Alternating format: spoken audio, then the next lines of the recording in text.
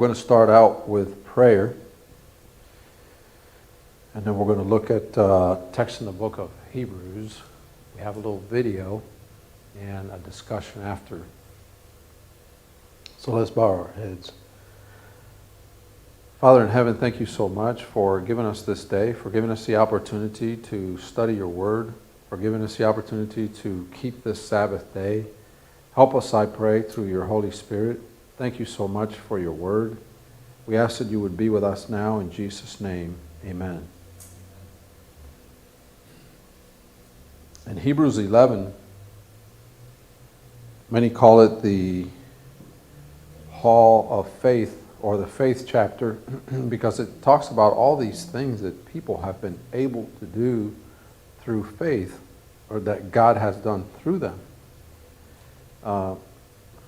And it talks about, at the very end of the chapter, it talks about how there's this great contrast between the world and God's people, like, has been throughout the ages. And there's times when God's people have had to go out of the cities and live somewhere else because of the problems that they were encountering. And in verse 38, this is the very end of the chapter, Hebrews chapter 11, verse 38 to 40, it says, "Of whom the world was not worthy. They wandered in deserts and in mountains and in the dens and caves of the earth. And these all, having obtained a good report through faith, received not the promise. God having provided some better things for us, that they without us should not be made perfect." And so we find that the Bible recognizes, and time again, God calls his people away from where they are being mistreated, persecuted, or having such difficulty that they're better off going somewhere else. And so it mentions here, desolate places, desert, mountains, dens, caves of the earth. And so this is really not a strange topic to the Bible. It has happened time and time again. And of course we know that in Revelation, Rick touched on it a little bit this morning, paints a picture that buying and selling becomes impossible unless you receive the mark of the beast.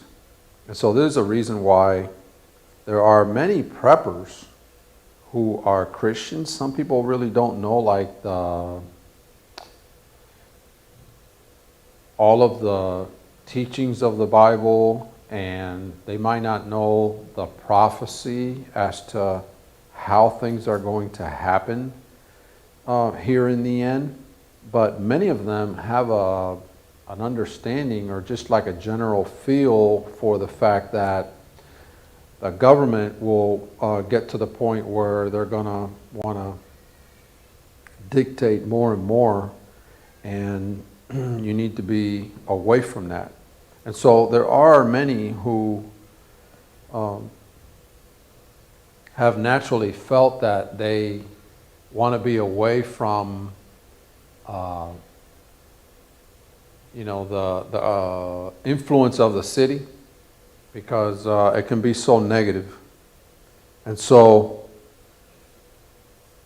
as we have considered some of the things that we have in regarding to moving away from the cities, and like I mentioned before, some of us here in this area, because Naples is not a heavily populated area, even though if you notice it is building up a lot. Property here is expensive, becoming more expensive. The cost of living, continues to go up. There's an advantage in this area, and that is that there are a lot of wealthy people in the area, and so they bring some of that wealth with them, meaning that they need services and they need goods and they buy stuff. And so Florida is a good place to have a good job because it doesn't have an income tax. And so many other states do have an income tax for the state itself. And so, you know, taxes have been getting, and taxes will be getting really bad, because when you consider like this pandemic and all the things that the government has had to purchase and do, that it brings a tremendous weight upon the government economic system, and also all of the assistance that they've given. And so they've given money like I've never, ever, ever, ever seen before, right? It's like if you're breathing, you get a check for X amount of money. And so that's really so wild. I mean, the stuff that has been happening is just kind of like, many people would never imagine, you know, that something like that would happen. But what this does is it means that in the future, here's 2002, we'll see how it goes, right? As far as taxing and that kind of thing. Come on in. But when it comes to, in the subsequent years, you will get a chance to see as to how they will confront all these major expenses. And typically as the taxes go up. And so even moving to the country, there are places where there is no sales tax. So Florida has a sales tax, but there's no income tax. There's other places where they have income tax, but there's no sales tax. And you find people, they go across the... Where is there no sales tax? There's no sales tax in Montana, for instance. Oregon. And so what it is, but there is an income tax. Yeah. And so Florida has no income tax. But there's a sales tax. It depends whether you're making money or spending money. Right? You're better off making your money here. And then, yeah. And then so, anyway, these are all things that kind of factor in, and that, you know, in the future going forward will help us to understand, you know, how and where things are going because of the expense that we do as a people in general. And so we, like many others, wanted to move away from population centers, and that's the idea behind country living, is getting away from population centers. If you live in a big city, coming to Naples might be considered country living to some people, because it's like, you know, they don't have all the nightlife and they don't have all of the other problems, you know, that some of the big cities have. And so this is, it can be relative. Remember that we had talked about the verses that we looked at. The call has been to move out of the cities onto smaller towns, and to prepare to leave those for country homes. And so there's a progression there. Out of the big cities, the smaller towns, and then eventually out of smaller towns to secluded country homes in the mountains or in out of the way places. So there's a kind of like a progression there. And so for us, like I mentioned before, coming to Naples was a big step from Miami. And many people, you know, asked us, we were 21 years old when we decided, we knew when we got married that we didn't want to live there in Miami. And so we headed out this way.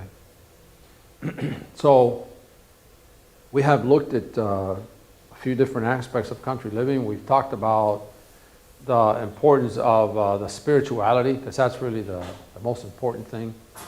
And we've discussed how in the last days, and this is just a quick review, how in the last days things are going to become more and more spiritual. More and more spiritual. And have you ever had a day where everything just, it's not going your way? It seems like everything is, you're behind, you're late, you catch every light, And I mean, it's just one thing after another. Some people might see more rarity in a day where things just come together. I've noticed that there are people who are very sensitive to this. And they say, you know, today things they're just not working out, and they're ready to kind of just back off and, you know, we'll try this another day if they're trying to accomplish something that's not coming together. There's other people, they're just going to push. They're going to, you know, we're going to make this happen. We've come here for this and we're going to make this happen. And the reason I mention that is because the Bible says that you will hear behind you a voice saying, this is the way, walk ye in it, or to the left or to the right. In other words, the Holy Spirit, Jesus taught about the Holy Spirit. The Holy Spirit is going to guide us and lead us. This is too big of a deal to just kind of push your way through it, so to speak. Some people have said, oh, we're moving and that's it. And they might run into some real problems. And so we have talked about being cautious, about praying, about studying, you know, coming to talks like this, doing some search online. You know, we use different sources. We're going to watch a video here in a few minutes from the same guy that we watched before. What's the name of that channel? Is it Health and Homestead, which is good. You know, it's a good thing because health is something that people look to improve upon as they move out to the country. One of the big drawbacks of big city is the stress. There's a lot of stress in, you know, complicated life. It's almost like there's not enough room for you and you're always having to twist, change, and alter, and, you know, you get home and you're like just tired. You just want to relax. You want to be in a place where, you know, somebody's just not telling you what to do, and You have to drive into New York City every day. have to drive in the... And then get out of there every day. Yeah. Can you imagine the stress? Yeah, absolutely. You know, I don't recall if I've been to New York City. I've been around New York, but not New York City. Now, my best friend and my friend decided that they wanted to go to New York City. And they were going to go to New York City and they wanted to see New York. Go down the west side, it's not as bad as going down the east side. I don't know where they went, but they ended up in the subway. So they said everybody came in there and they had a bag with their work shoes and they had tennis shoes on. And they would go into the subway and they're like, they want to talk to somebody. You don't talk to nobody. I'm like, what? Yeah, no, nobody wanted to talk to you. You talk to them, they just kind of look over the other way and they look down. They say people wouldn't talk to you. And so they thought that that was really weird. But that's just the way it was. Door opens, everybody, you know, people move in and out of those subways. And so anyway, it's stressful. It is stressful, and life is stressful. And so this is one of the big benefits of country living or living in a small place is it's, you know, it's not as stressful. So we're going to go ahead and take a few minutes, I think it's like 15 minutes, and watch this video, and then we'll discuss it a little bit.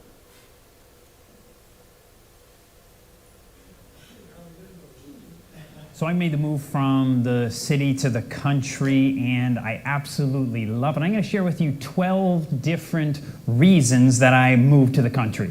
Hey everybody, Chad Cruiser here with Health and Homestead. And the very first reason that I moved to the country was number one, for happiness. Check out this research here. Who is happier, city folk or country folk? The General Social Survey that has been conducted since 1972 to 2012 reveals that those who live in large American cities are statistically the least happy people. It also reveals that people who live in small towns or rural areas are the happiest. Here's the actual chart. I've shown you this in another video, but who's happier, city folk or country folk? Notice that people who live in areas of 600,000 to 8 million are significantly less happy than anybody else in America. And then it begins to make its way up, and then there's the little anomaly there that drops down for a little bit, but otherwise it just consistently goes down till you live in an area with 0 to 2,000 people. Notice this. Here's a study of urbanization and incidence of psychosis and depression, a follow-up study of 4.4 million women and men in Sweden. And this was a study conducted on the entire population of Sweden, of those aged 25 to 64. And Swedes are quite active in nature, more than normal people from other countries. In areas that were the most populated, it increased the chances of someone having psychosis by 68 to 77%. And increase the chances of someone having depression by 12 to 20%. So this is just incredible that people live out in the country are just so much happier than people who live in the city. And what's there not to be happy about out here? But number 2 has to do with freedom. There's a freedom in the country that you cannot experience living in the city. Now, I didn't know when I moved out here that there would be this disease sweeping the world, a pandemic sweeping the world. And during that time, I communicate with people all over the world. And as I was talking with them, they were trapped in, the city of Manila, or they're trapped in places around the world. And that was during this time period. There have been lockdowns, but when you live out here, there's just freedom. I mean, my backyard is the national forest, so you just walk off and go out there. And so there's so many benefits, but you can't even quantify it or totally explain it, but there's just a level of freedom to living in the country. So what about number 3? The third reason I moved to the country was to be able to grow my own food. I love food, and I love to grow it. There's something, it's just the kind of the essence of being human, to be connected to the earth, to be able to grow your own food. And that's what I talk about here on Health and Homestead. We look at the research, we talk about what foods are best to grow, but being out here is just life-changing. There's something about spending time with your hands in the soil. There's even research about the physical and psychological benefits of that, having your hands in the soil, and gardening, by the way. And it's just great. And there's your food from your own garden, from your own farm, is simply tastier, and it's probably much more nutritious most of the time than the things that you're getting in the store. But also, when times get hard, being able to grow your own food is extremely beneficial, because that's one of the largest areas of outgo of your money is on food every month. Sure, maybe not as much as housing or certain other things, but it's still one of the most expensive things that you put your money into. So I wanted to be able to grow my own food. A little side note on this, you may realize that some of the rich people of the world are buying up farmland. People like Bill Gates. Why are they doing it? Because food always has value. There's always value when it comes to food. And so having land, they're not making any more of it, and the prices just continue to go up just like everything else does. But having that land is just a store of value beyond what you can really have in things in the city. The fourth thing goes right along with that, is that acreage in the city is expensive, but acreage in the country is, cheaper. Now almost everything has gone up in price, but there's still some reasonably priced dirt that you can find out in the country. And, I looked around, finally we found something that was within our price range. We were able to buy it, and now we have it. So, yeah, it's just cheaper to buy land in the country. Number 5 has to do with the physical health benefits that come from living in natural or country surroundings. One of them has to do, very interesting, with something called natural killer cells, or the research in the scientific literature, they refer to them as NK cells. And natural killer cell activity, researchers have found that if you have higher levels of natural killer cell activity, these are cells that are a part of your immune function, and they attack things like cancer cells. Our bodies just naturally, because of this fallen world that we live in, they produce cancer. And so natural killer cells are a part of the immune system that attack those cancer cells and help to suppress them. And check out this research. This was on nature enhancing immune system. 12 males from large corporations in Japan were taken on a 3-day, 2-night trip into the forest. They spent time walking in a hinoki cypress forest. 11 out of the 12 had nearly 50% higher levels of natural killer cell activity. They also saw an increase in the number of natural killer cells. The change began to take place within 1 day.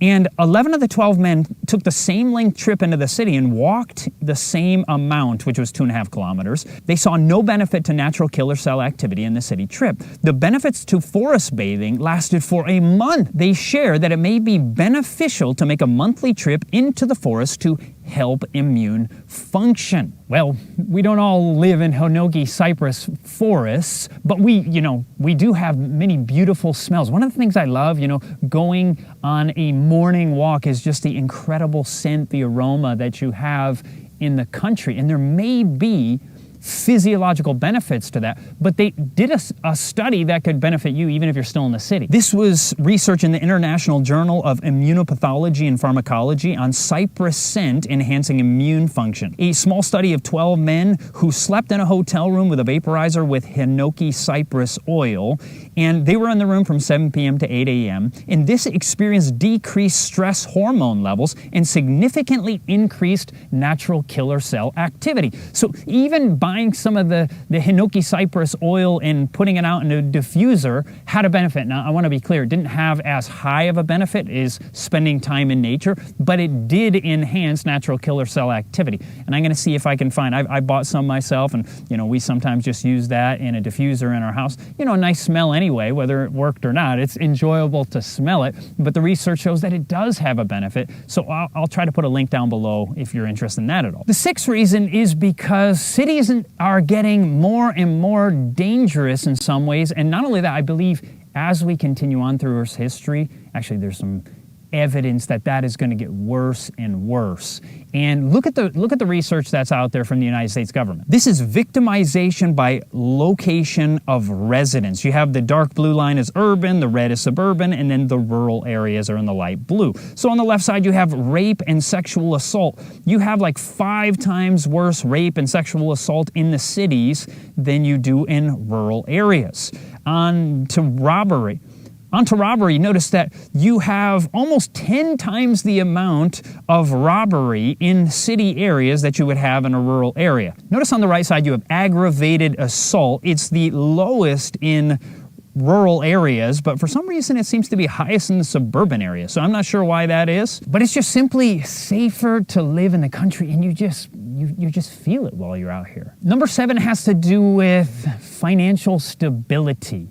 Things are just not as crazy out in rural areas as they are in the city. Now, that's a benefit, but obviously you don't make the amount of money on land that you would in the country typically as you would in the city. Sure, my cousin was living near Austin, Texas, and bought a house, and within 3 years it tripled in price. You're typically not going to have that happen in rural areas unless you live like in an oil boom town or something like that, but normally that just doesn't happen in the country. But when you had the difficulties of the Great Recession that took place back 2007 and 2008, what happened there was that prices of houses tanked, but rural properties were just kind of stable, nearly stable during that time period, because things just aren't as insane when it comes to the market in the country, because land has use in the country regardless of what goes on in the economy. So there's that financial stability of living in the country. Even back when you look on the times of hyperinflation back in Weimar, Germany, some of the people who did the absolute best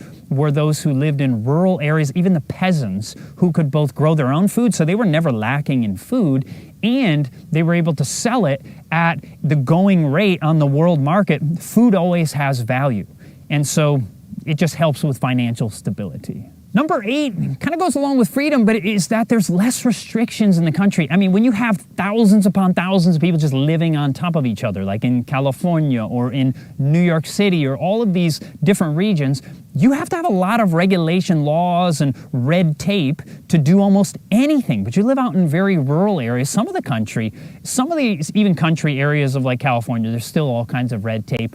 But you look around some of the nation, maybe northern Idaho, you look out in places like like rural Arkansas, Missouri, Tennessee, there are areas that have next to no restrictions. You can do almost whatever you want.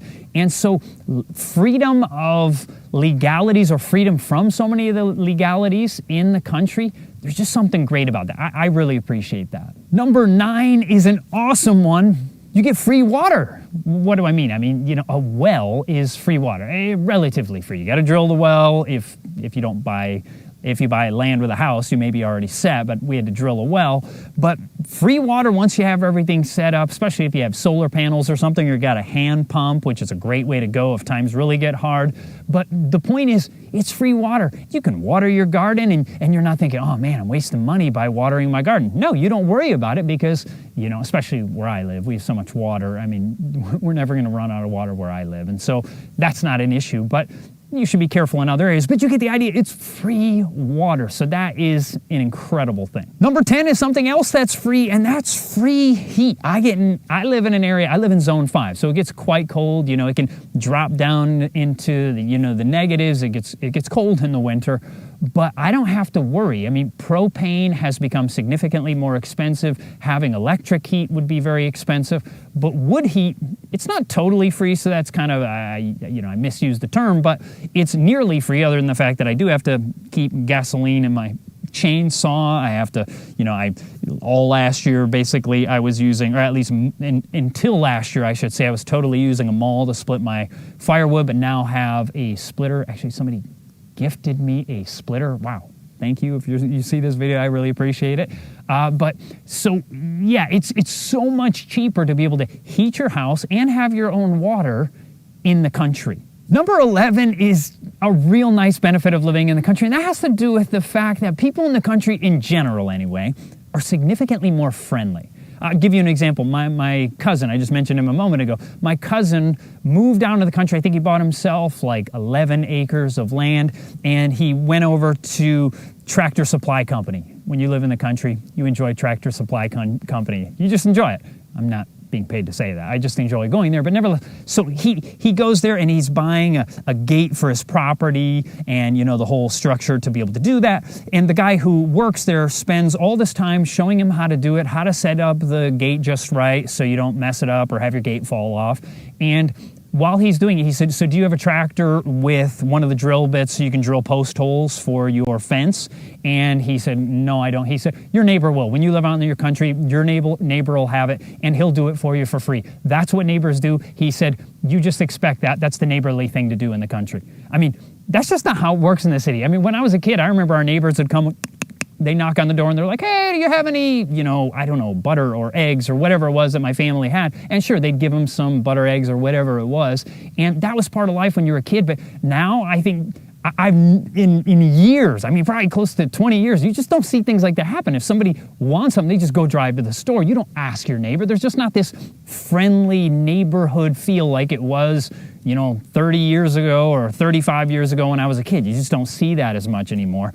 But people are just, they're more willing to help out. They enjoy it. They like the camaraderie of just being able to spend time together, help each other out.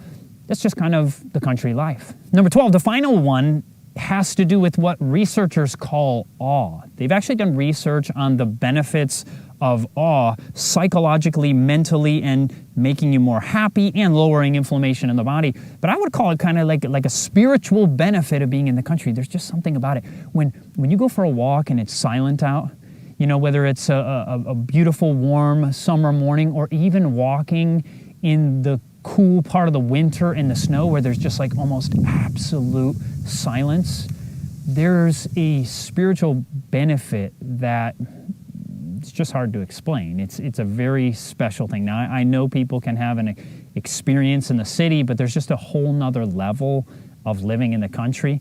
And so that is, to me, it's actually one of the most important. But all 12 of these things have been super beneficial to me. It's things that I absolutely love. I've loved my experience of moving to the country. I was raised in the city my whole life.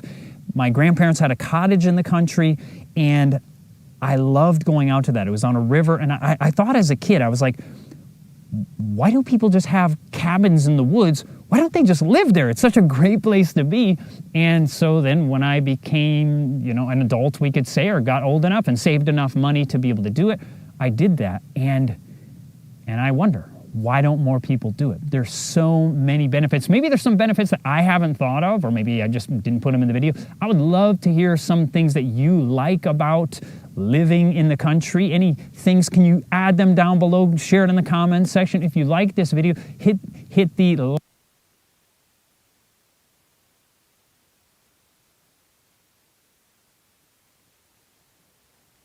Thank you, Michael, for getting that for us. Did I turn this on right? Okay. Who here has lived in the country? Meaning your neighbor was a ways away and you were actually in the woods, grew food and all that kind of stuff. Okay. I just wanted to say his brother lives in Baxley, Georgia, which is like an out of town, right, way out. And it's about 13 miles from the nearest doctor. And one day he needed a doctor fast. They had to call an ambulance and everything, and it took a tremendous amount of time just to get him to the doctor. So that part. There's also dangers living there in the country. You're responsible for all the land around you, plus there's not really security. Somebody comes into your house at night, you have no recourse. You have to have your own gun to protect your house. That's another thing. And I love the country. The nearest restaurant was pretty well. Yeah, and all they had was fried pickles. It was like one of these places that had fried pickles. That was, Yeah, right? and he doesn't understand, no way up in the Bronx. Yeah. There's no, and let's face it, the city and the country are two very, very different places. And what also happens is the mindset of living in the two places. You see, someone from the city, my life was early on, my life was kind of mixed because my parents lived in the city, but my grandparents lived in a small beach town in Cuba. And that was kind of considered rural because they didn't have running water. Wow. There was an outhouse. They grew food and had animals, and they did a lot of fishing. And so it was kind of a very, Depends on what you get used to.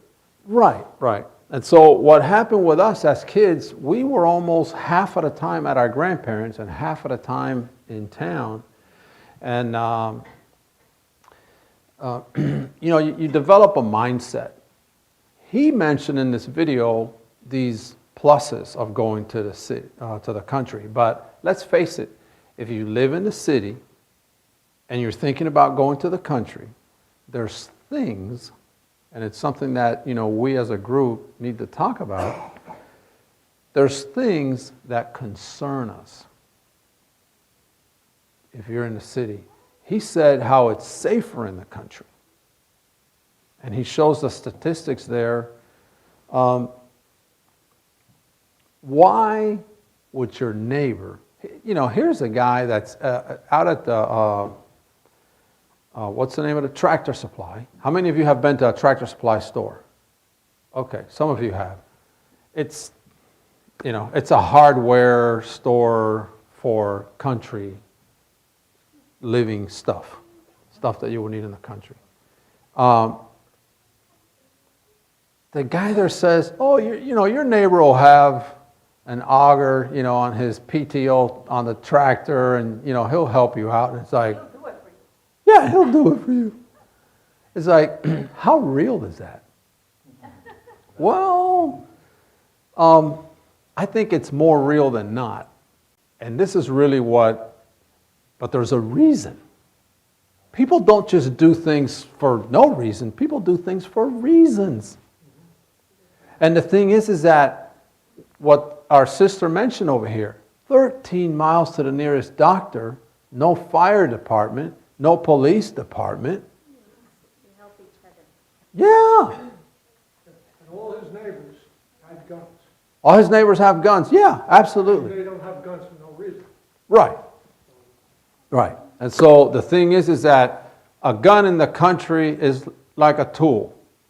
There's some problems. If you got a rabid animal, if you've got a situation, and they're going to use a gun to put an animal down that has a problem. For Christians, when it comes to security, right, we are told that the angel of the Lord is with us. And so what has happened in the country before, in the Bible, is that there's people that have gotten attacked by wild animals. Remember? There's stories after stories. There's people that have been protected from wild animals. Story after story. And so this is extremely important. Remember what I mentioned earlier, and what was the first thing we talked about? Spiritual, spiritual, spiritual. We must pray and trust and wait upon God. All earthly support will be cut off eventually. And this has happened in the Bible. These people are in town. They're preaching about Jesus. And they're preaching about, no idols. Well, the key people in town, all the people with money in town and all that, they come from businesses, right? This happened in the New Testament. They sell idols. And here's these people going up and down the street teaching people that idols is wrong and that. Get them out of here. Get them out of here. We're going to run out of money. Get these people out of here. And so you can run out of support amongst a city, a town, a world that simply believes different than you believe. And you're trying to tell them the truth and that what is right or wrong. This is where problems and issues come up.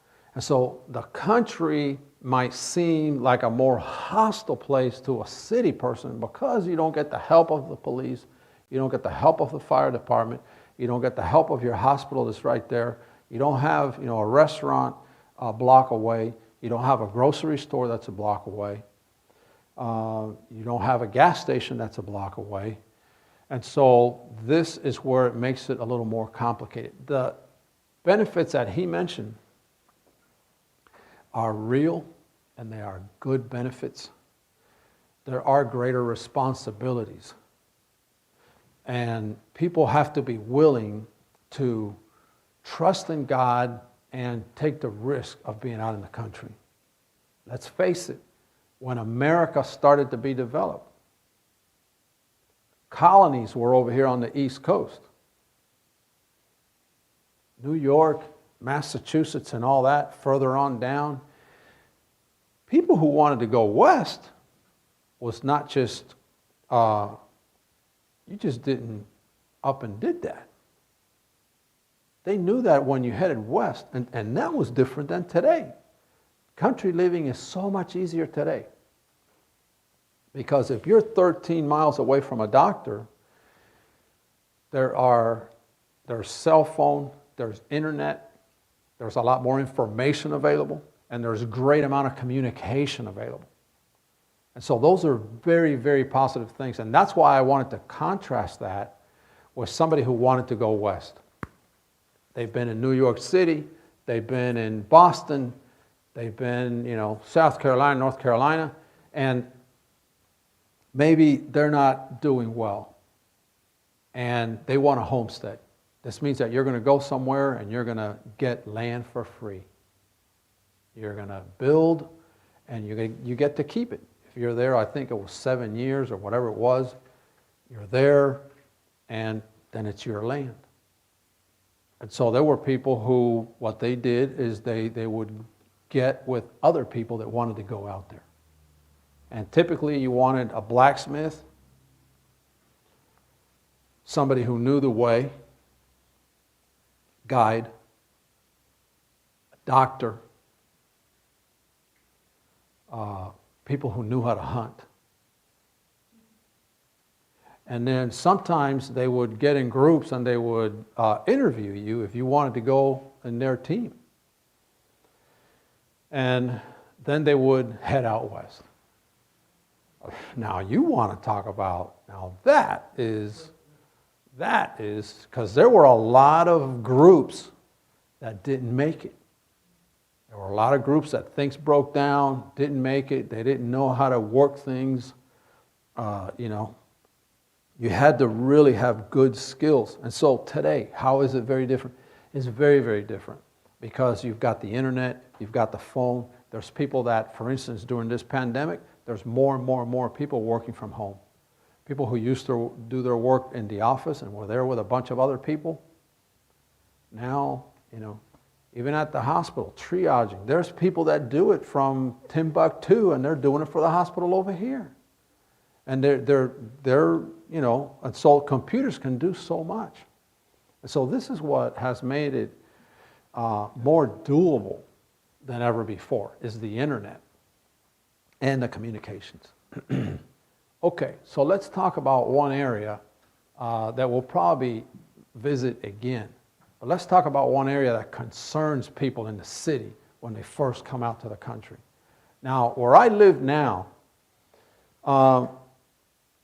in a dark night, okay, it's pretty dark. There's a few street lights. My neighbors have a light. We have these lights but we don't turn them on. But here's what happened. We built this home. This was in 1994. We built a home here in Naples. My uncle comes over from Hialeah, Miami area. And he's a tech guy. Okay? He's a radio, TV repair guy. That's how he's made his living. He's good. He can fix TVs and all these things. And he says, we're going to give you a gift since you got a new house out here. Now, see, my mom was going to live with us too, because we built a house with an in-laws apartment. He says, we're going to give you these Mercury automated lights. It's basically a street light that you put on the side of your house, one over here and one on the other side. And he says, and I'm going to wire them in for you. I'm like, wow, that's great. Uh-huh. Where to? What do you mean? The wire. Yeah. Yeah, he wired them into the electrical system. And he wired them into a switch where we can just turn them on and off. But they had an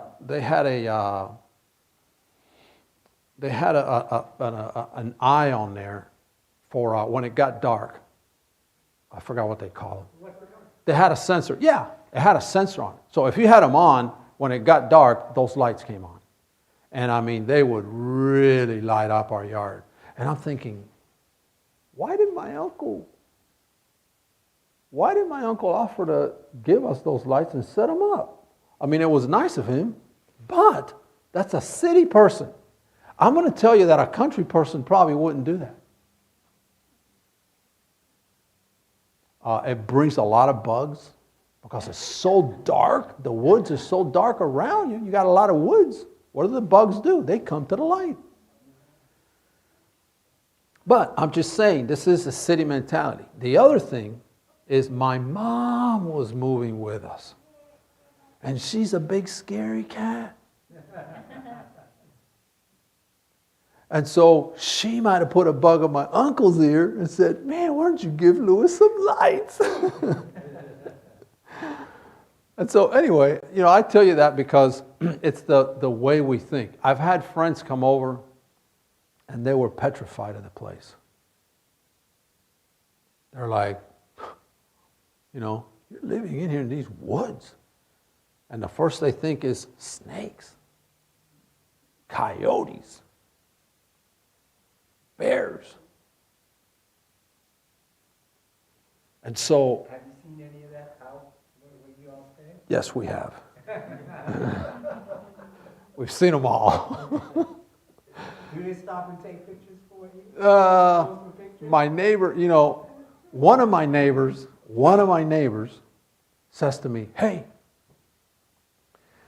did this other neighbor down there, did he show you the picture he got of a bear right here? I said, no, he didn't show me. He says, yeah, a big old bear. He says, where was he? He says, he was in your driveway. He said, he was driving through. He said, there's a big old bear in your driveway. I'm like, we never saw him. Yeah, I didn't see him. Y'all were fast asleep. We were sleeping. And so we have seen evidence, okay? We have seen evidence. Like our trash can, you know, they're the big Collier green trash can. When it's loaded, that's hard to move. The dogs can't knock that over unless you get 2-3 dogs working. And every once in a while, our can is, it's over, and, you know, and so there's probably some bears in the area. The other thing is, right at the corner of our street, there's a stop sign. And another neighbor says, hey, did you see that panther that was on our street? I said, no. Yeah, I'm going to send you a picture. So he sends me the picture from the guy down there who, you know, he put one of these little cameras. You know, he got these cameras that got a sensor camera. Man, this panther, he's a full-size, you know, puma tiger. He's at the stop sign, at our stop sign. Oh, you read signs?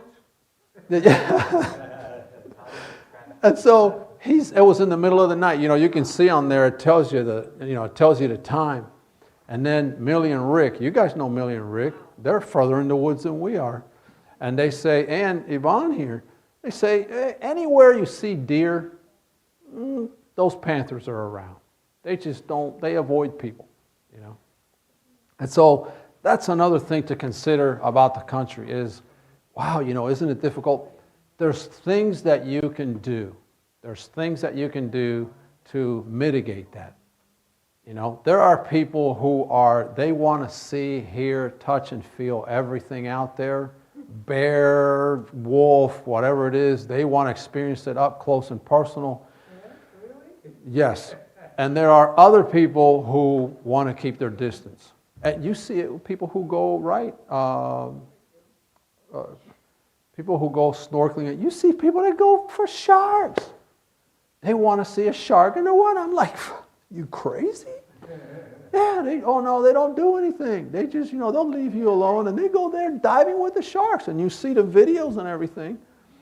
And so, yeah, there's all kinds of people. So the question is, okay, if you're out in the wild, like this guy right here, right?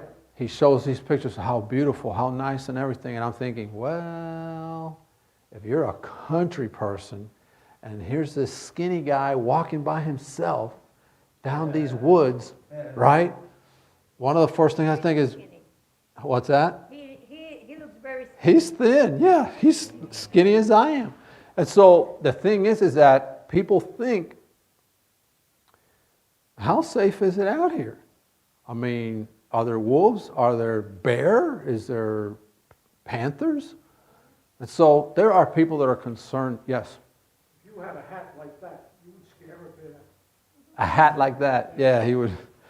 And so the thing is that there are ways of dealing with this, okay? To be fearful and to just say no. I don't think it's completely reasonable. There are people who think that you are crazy living in New York City. There is no way that they would do that. They're scared in New York City.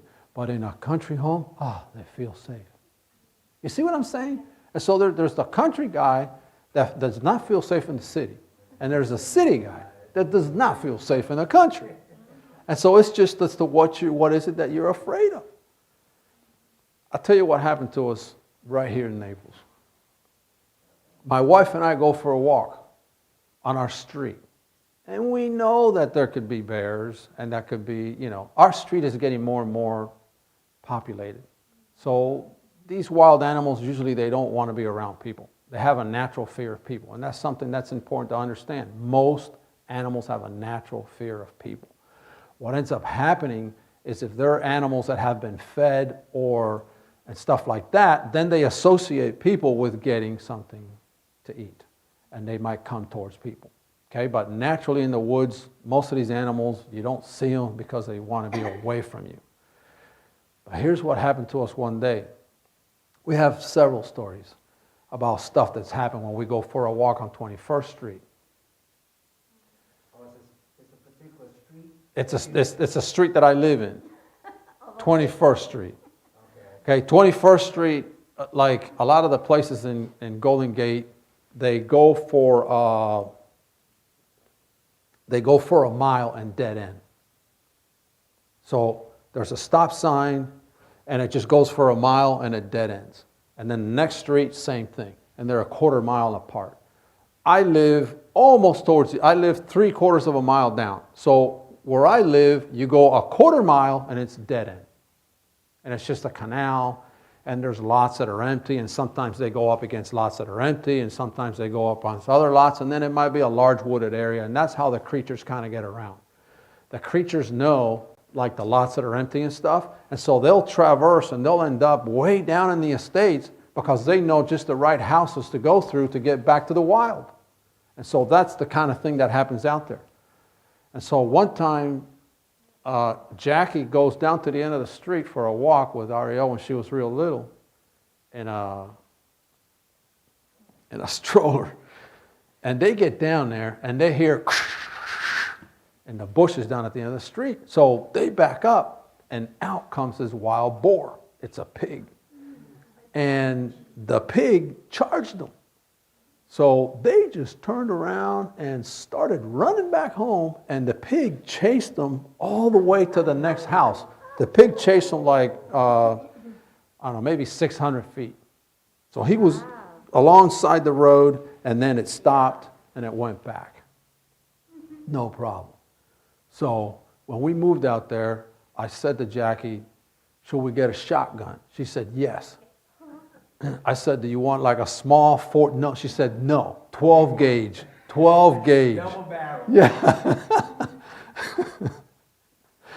And, you know, we've seen rattlesnakes out there. We've seen rattlesnakes. By God's grace, you know, it's been safe. We haven't had an issue.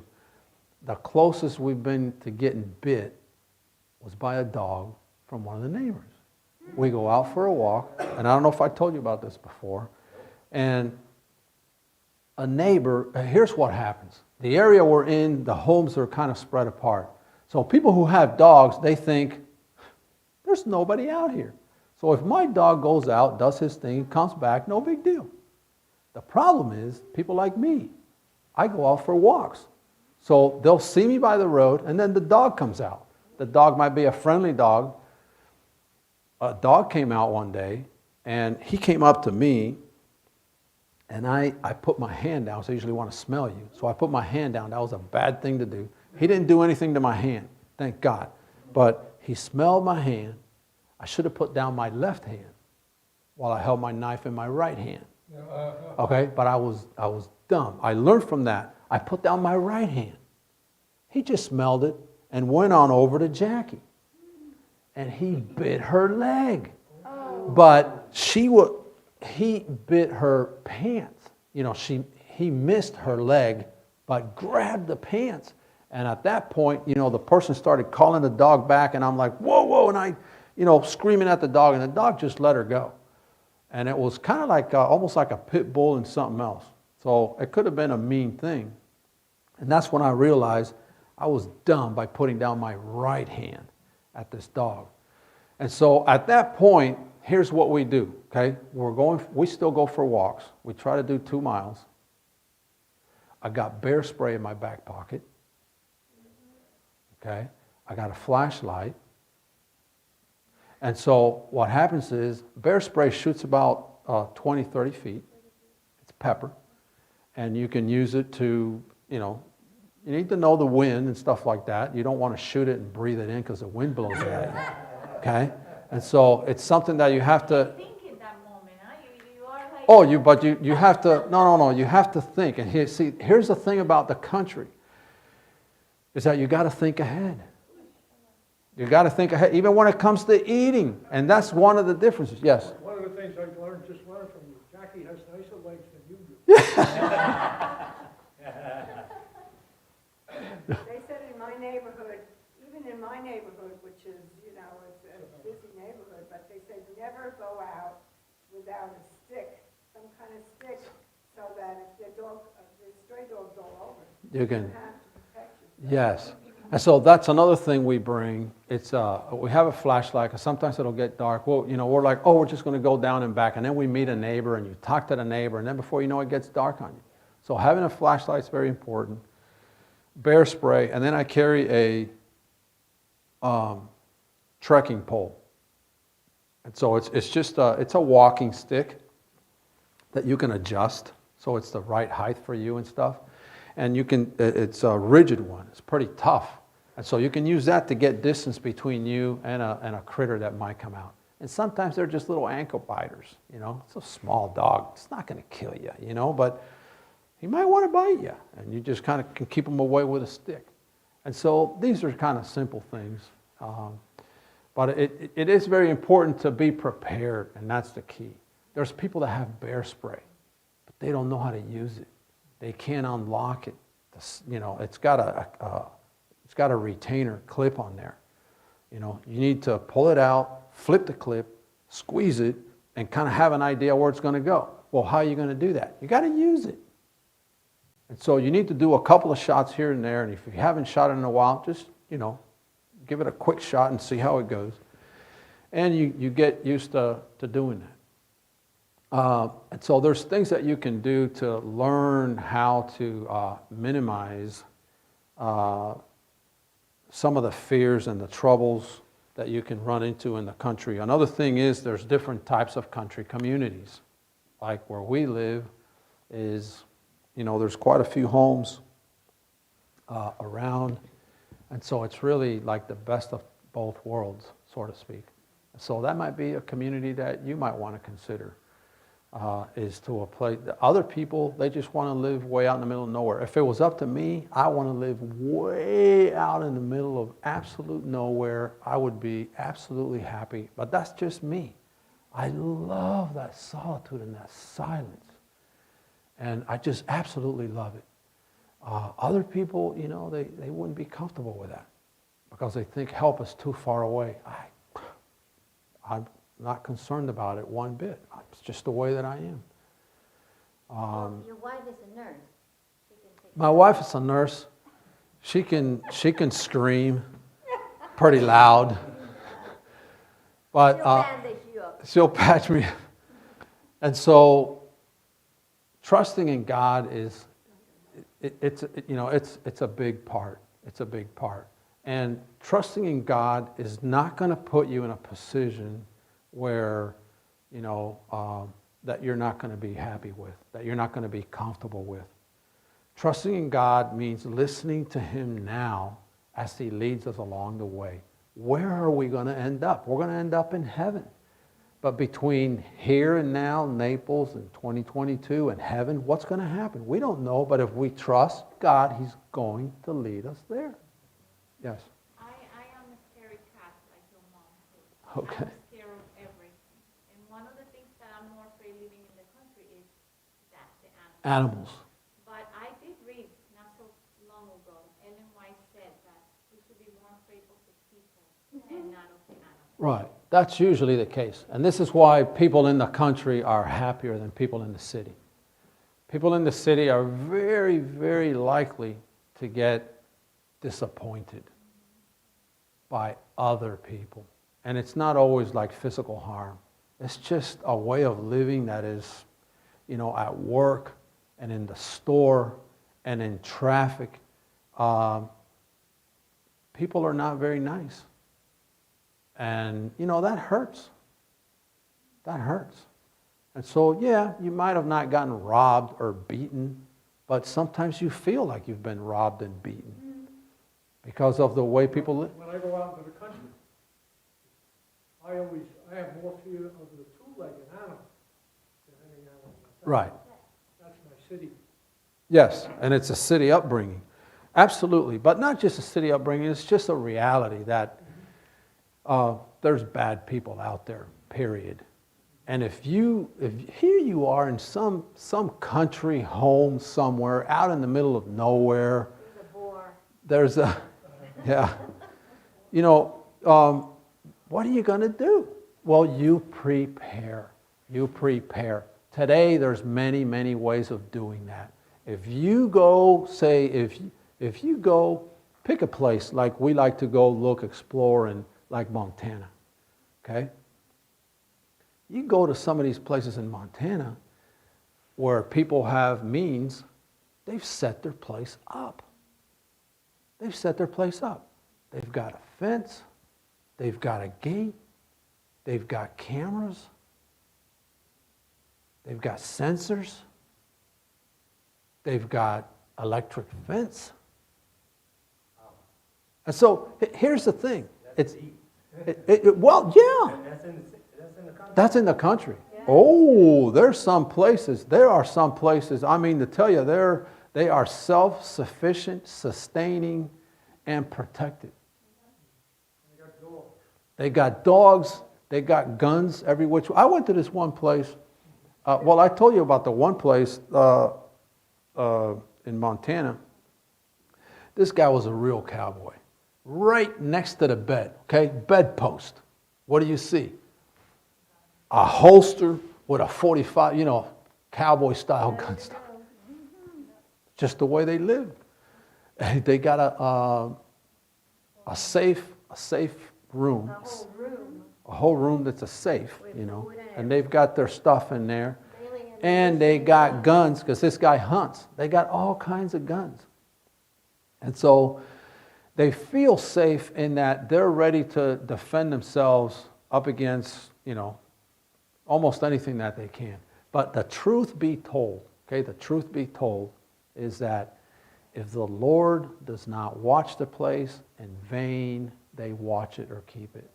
And that's because there are things that go wrong with all these systems and stuff. And so your trust needs to be ultimately in God. Yes? I just wanted to mention something. Years ago, we met this couple in Fort Myers, and it always stuck with me what he said. They lived kind of like out in the country a little bit, and he said, Jackie, he says, we don't have an alarm system. He says, I'm not even worried about locking my doors, because God's angels are always going to be there and will protect you. God sees what's going on. God knows who's coming. God knows what's happening. And not to be presumptuous, I think you should lock your doors and stuff. But our ultimate, and if you lock that door, they can get in some other way.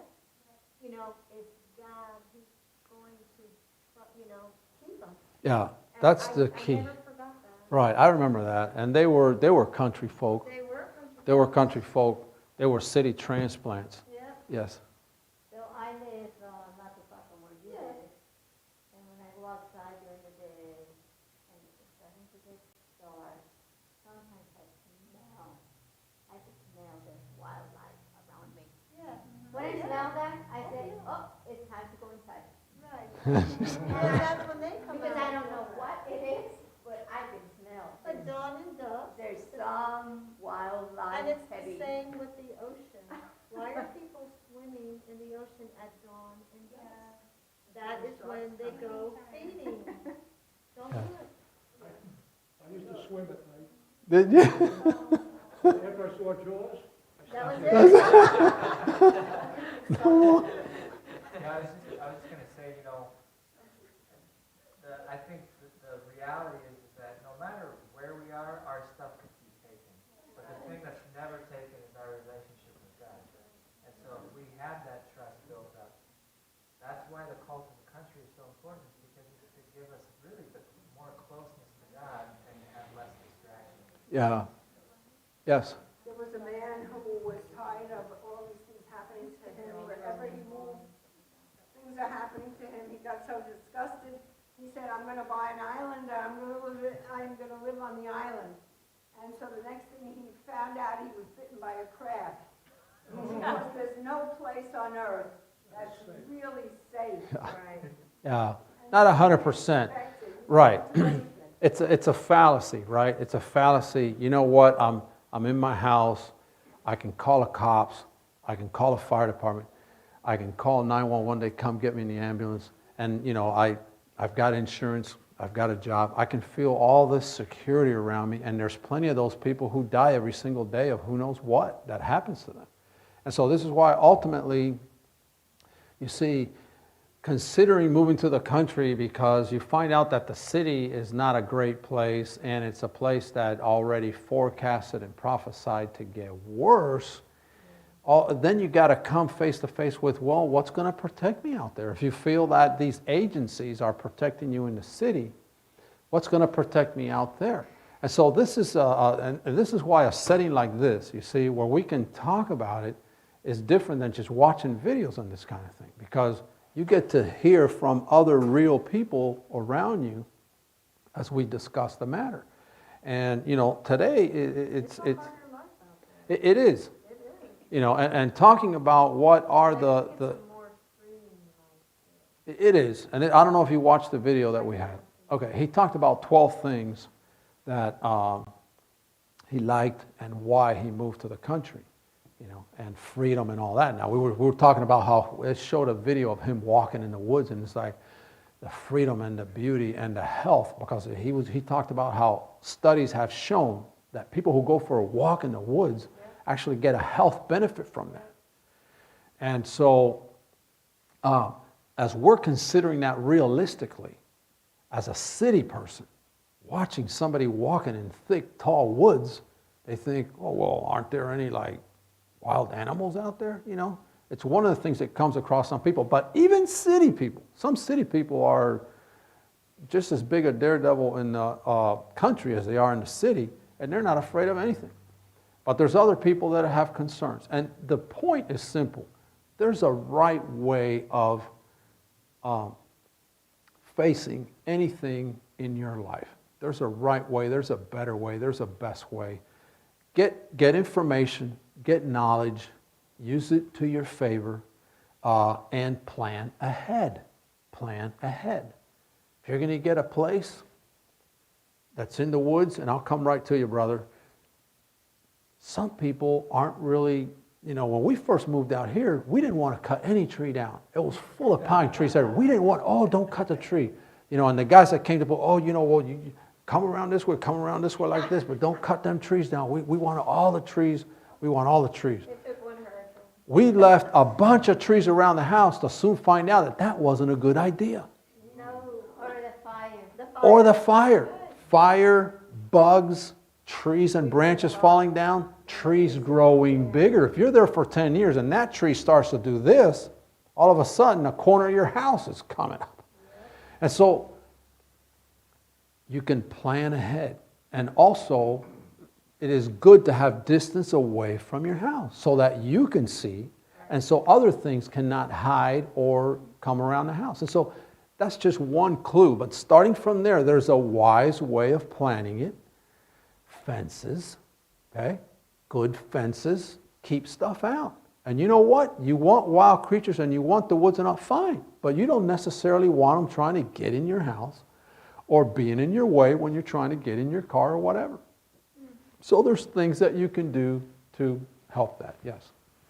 When you were talking about security, did you say you did or did not get a 12-gauge shotgun? We did. We have. Still have it? Yeah. Yeah, it's a Winchester. And we got it mainly for animals. If we had a problem with animals, not for people, but. What if you had a problem with a neighbor? Well, that has come up. It's like that you go to church on Saturday. Well, well, that has come up already. Oh? Oh, yeah, that has happened I already. forgot about that. Yeah, I was at home one day with my little one. Just me and my little one. My house is like 260 feet from the road. So from my house to the road, you gotta, run for a few seconds to get there. So we can see way down the driveway. And one day, here comes a guy down the street, and he is walking, almost running towards the house. And I'm looking, and there's another guy at the road. And the first guy comes up to my door, and he's got a cast on or something like that. And the guy at the road is coming towards my house. So I've got two people coming to, boom, boom, boom, boom. can you help me? Can you help me? And I see the other guy at the road coming. My first thought is, where's my shotgun? They both did not look very friendly. Okay, they both looked like bad news. And the one guy was chasing the other guy, and the other guy was trying to find a place to go. And so my first thought was, where's my shotgun? And I started going for the room as I heard him at the door. And as I got close to that shotgun, something said, Louis, you better think about what you're going to do. And I said, God help me. I had a prayer. I had a prayer. And I came back, I got away from the shotgun, okay? But sometimes our thoughts, when things get negative, sometimes we go negative right away, especially when it has to do with other people. I told him, I cannot open the door. You need to go. You're on private property. You need to go. That's what I told him in a firm way.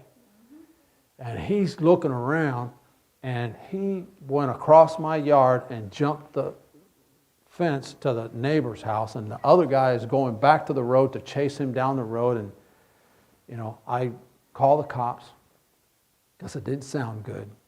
I called the cops, and they came after a while. They got out there probably in 10, 15 minutes. Yeah, went to the wrong house, talked to the wrong people. I'm over here going like this, and they're going. Over here. A lot can happen in 10 or 15 minutes. And so that's what I'm saying. Sometimes you think you're going to get help in the city, and things can actually go from bad to worse. And at the end of the day, when you get that fear within you, God can help you by giving you an idea, by changing the mind of the people, or moving the bad animal away. God can do all of that with no problem. And we just have to learn to trust God more and more. If you're living in the country, you have no other recourse. So why buy a gun? Well, that's a good question, and that's because if I get a rattlesnake in my yard, he's not going to listen to me. I can't tell him to go away. Very large. Yeah, I'm going to blow his head off. And they can go inside your garage. So this is the God. And into What's the that? house. It happens to us. Right. But there is, yeah, there are, and here's the thing.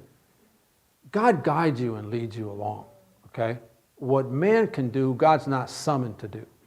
And so, there are folks that think that God's just going to be like a, what do they call them? A fairy that's just going to be over them and magically do everything for them. No, right? God's given you, and that's why I say you plan ahead. And so living in the country, it's not a bad idea to have a shotgun or a .22. If you see a raccoon in the middle of the day, he looks a little disturbed and he's foaming at the mouth, you need to take him out. Okay? But these are things that country people know. Somebody out of New York City, they're not going to know that. But what happens is that raccoon's got rabies. He's out in the daytime. He needs to be shot and buried. He's going to go to the neighbor, spread rabies to the neighbor's dog, and then the neighbor's dog might bite your kid, and you end up with rabies.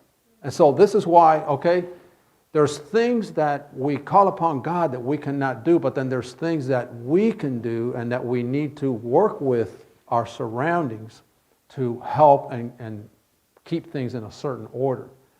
And so, what's going to happen if there's a negative situation? We're going to pray to God, and then we're going to do the best that we can with what we have, being safe and treating people how we would want to be treated. There are people that are trigger happy, and that's not a good thing. But you know what? I'm not going to judge somebody who's in their house at night, somebody's busted into their house, and say whether they're going to call names or try to make deals or this or that or the other. If you bust into somebody's house, you're taking your life into your hands. You know that. And so if they blow your brains out, that's what happens. You're taking the risk, and somebody's they don't know what you're in there to do. It's not your house. And so, God is the one that's going to judge everyone in the end. We have to try to get along. Living in the country can put you in a situation where you have to make certain decisions. And you can hedge that off by not putting yourself in a bad situation. Just even trying to protect that. You want to grow corn. You want to grow some potatoes. That's wonderful. But, there's critters that are going to get in there. You need to know what to do to keep them out. And so you have to plan accordingly. I used to visit a friend in Georgia. He had 18 acres. In fact, it was the folks that Jackie was talking about. And when I would visit them, he'd say, would you go squirrel hunting? And I'd like to shoot. So I said, yeah, I'll go. And what it is he's got pecan trees. And the squirrel population on his lot would get so high that they would end up taking a lot of his trees and a lot of his stuff. So he says, if somebody goes out there and just thins them out, he says it makes a big impact. If somebody hunts them for a day or two on the property, they take off from his property and they're gone. And so there's, same thing with any kind of rodent or any other kind of animal, whether it's rats or snakes, or if you got a problem, you're going to have to deal with it.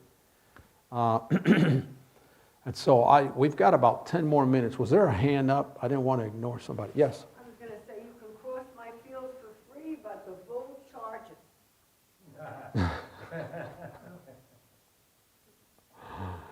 And so, when I was a kid, that was one of my greatest fear of the country, is a bull. Because, We saw a bull when we went over to Lola and Ewell's yes, property. yes. There was a bull on the road. But see, at my grandma's house, where I was telling you, my grandma's house, some people had cattle. And if you had to go across the road, there were some cattle that were free ranging cattle, and there were some roads where there was known that there was cattle there. And my nightmare, and this is because somebody told me, okay, my nightmare was to have a shirt that color right there and have to go across the field. Because they've already told me, if you're going to go across the field, do not wear red, because bulls for some reason, they like red and they will charge. And that was my nightmare as a kid. We didn't have bears, we didn't have any, panthers, but we did have bulls. And that was a nightmare that you're in. Yeah. That happened to me. What's that? Can a bull distinguish color? I don't know. I'm not really. Find out, find a bull, we'll send you a We'll try it out. That happened to me, Luis. When I was like 16 years old, we had the church had a trip going up to a mountain, and we got there and everything, but when we were coming down, there was a place that was kind of like, yeah, and I'm coming, I'm tired, and and I have a red shirt on. One of my friends is walking, in front of me, and then he turns and he goes, Karen, are you okay? He goes, Karen. There was a bull right behind me, and the place where we were at, I had to walk like with one leg here and one leg there, because in the middle there was like water and mud. So when I turned and I saw that bull right behind me, I threw myself, and I started running like crazy, and that bull started running after me. You can run faster. Oh, yeah, but because of Especially with the mud. whatever, I think I ran faster because I was so afraid. Yeah, So that what happened to the was bull? really scary. What happened to the bull? Nothing. All of a sudden it stopped, and I just kept running. It was a bluff charge. It was a bluff charge. And the animals do that. Was really scary. Yeah, the animals do that. One of the things you can do is learn about the animals in the area. Learn about the animals, and try to stay away from situations that are going to put you at risk, at high risk. But God will protect you and God will watch over you. It doesn't mean that you should be foolish. Yes? What do you do to witness? In other words, if you want to give out literature, if you you're never gonna really spread the gospel if you sit home in your own home and do nothing.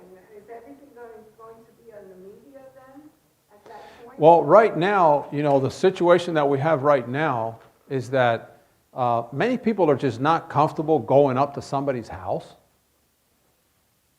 Because, if it's FedEx and UPS and these guys, you see some of them, they leave things at your door and they're gone. But for somebody to come knocking at the door, or want you to come inside and talk, a Bible study or something like that, it's, not as likely now because people are worried about disease. And so what is the right approach? Well, it is true that online, email, and that kind of media, the gospel is probably moving faster online than any other way right now. And it's because this is you can research, study, read, watch at your own pace. You have to make sure that they have Wi-Fi. Oh, most everyone does. Most everyone today, either Wi-Fi or on their cell phone, they are receiving internet signal via satellite versus, say, something like just Wi-Fi. But most everyone is pretty connected that way. But, people can still try sharing and going door to door. One of the things that we are doing here is that we have the materials here. You can also leave material in places where people can find it. Like if you go through a laundromat to do laundry, or post office, or all these places where people go, you can leave a magazine. You can leave a book. There's places where it says, these book sharing places. See where take a book, leave a book kind of thing? You can put great controversy in there. So there's ways that you can do it without knocking on someone's door anymore. Because right now, it's probably not going to go very well. Well, people are afraid. Yeah, people are afraid of the transmission of the virus. And so there's many ways of doing it. What we have been doing here specifically is getting the great controversy out. We've probably done more than 50,000 now. And getting ready to do Marco Island and Goodland, hopefully in a couple months. We've already put the order in. So zip code 34145 and 34140 is going to receive, they're going to receive a great controversy in the mail. And so, we pray for those books as they get out there, but absolutely. Country living for a Seventh-day Adventist who knows that Jesus is coming soon, who has a lot of information to share with people about health and about prophecy, can't just, move to the woods somewhere and lock down over there. That's not the purpose. That's not the reason. We've been told that we should come to the cities and work the cities because that's where people are. People that need Jesus Christ. People that need hope. Those books that you are sending, do they have the stamp of the church? They can reach no, they do not have the stamp of this church. They can reach the remnant publications, and so they can get more information from within the book. Yeah, and they can also reach, places like Amazing Facts and things like that. And so there's a way for them to make contact through that. But people today, I'm really slow when it comes to technology. And so I'm at the older spectrum, but everybody this way, they Google everything. So what do you want to know about the book? What do you want to know about? You just Google it. You just Google it and get whatever information you want. If somebody says great controversy, Ellen G. White, and that's what a lot of people are going to do. They get the book and they might read it, but a lot of people don't read very well or don't want to take the time to read. And so they can look it up online, MP3 download, and I'm listening to it on the way to work. What's this book about? On my way to work.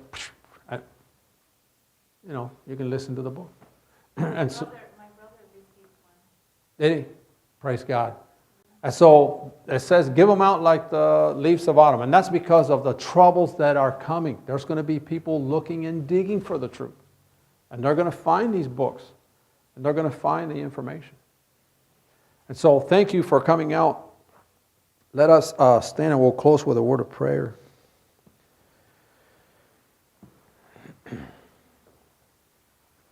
Our God and Father, thank you so much, oh Lord, for all the options that you've given us. You've given us so many things. Help us to open our eyes and to see, oh Father, all that you do for us every day. I pray, oh Lord, that you would help us as we consider the times that we're living in, as we consider options where we can live maybe in a better place. Help us not just to see greener grass and move somewhere and end up running into bigger troubles than what we have. I pray that you would help us to plan, to pray, and to move smart.